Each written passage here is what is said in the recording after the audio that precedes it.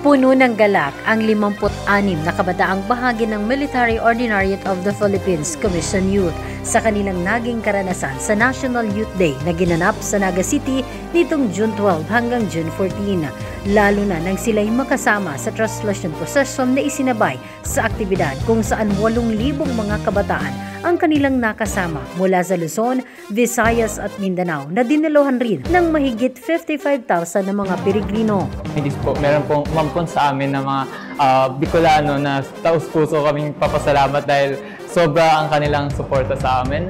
And lalo na doon sa pinaka-National Youth Day Committee na alam ko namang naging mahirap kasi halos isang taon ay halos binagyo dito and naging uncertain po yung pagtuloy ng National Youth Day sa Naga City. Pero yun, ang nangyaring closing event po kanina is isang proof na buhay pa rin ang kabataan ng Pilipinas na even after almost 6 years, last is National Youth Day 2019 pa.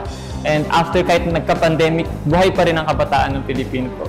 Kabilang sa mga aktibidad na kanilang dinaluhan ay ang family liturgy, plenary sessions, workshops, cultural night at ang closing mass na isinagawa sa Basilica Minore.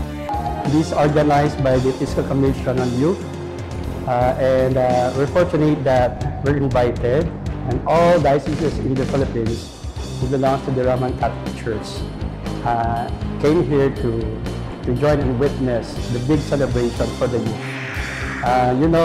Kailangan ituloy ang pag-aaruga na may pagmamahal, may paggabay, at may pagbibigay ng inspirasyon at pag-asa tulad ng mga activities ito para sa youth. At dito nila na-experience yung camaraderie, yung unity, and that sense of community that our kabataan belongs really to the church. Ngunit ang akala nilang tapos ng aktibidad ay nasundan pa ng masaya at makulay na pagsalubong ng Night ID sa pangunguna ng acting commander na si Brigadier General Randolph Cabangbang. Isang malaking pribilehiyo na ipunta dito yung mga delegation na rin po. And super thankful po ako sa commander and sa chaplain ng 9ID sa pag-welcome sa amin dito. At hindi ko po talaga inaasahan na ganito yung magiging program. Nakita naman natin na nagsasayaan lahat. I'm so really na-amaze ako sa inyong hospitality.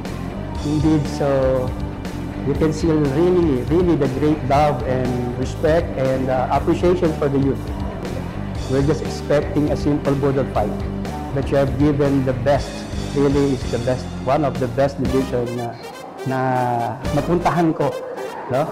So you maintain the start of excellence in this command and thanks to the leadership.